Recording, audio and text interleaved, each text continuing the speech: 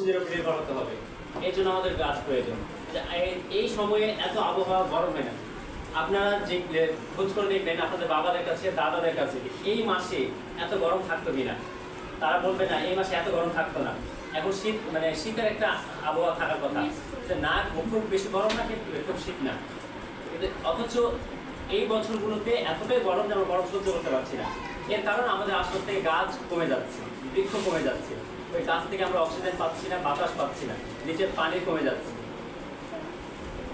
আমরা সবসময় চেষ্টা করবো যেখানে আমাদের বাড়ি আমাদের ফাঁকা জায়গা সেখানে সুযোগ পাবো আমরা একটা গাছ লাগানোর চেষ্টা করবো।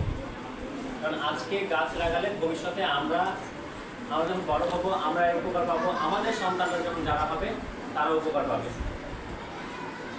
সবাইকে অসংখ্য ধন্যবাদ। অনেকক্ষণ থেকে আপনারা অপেক্ষা করছেন এই গরমের মধ্যে। আপনাদেরকে আর বেশি সময় নেব না, বেশি বিরক্ত করবো না। ধন্যবাদ সবাইকে।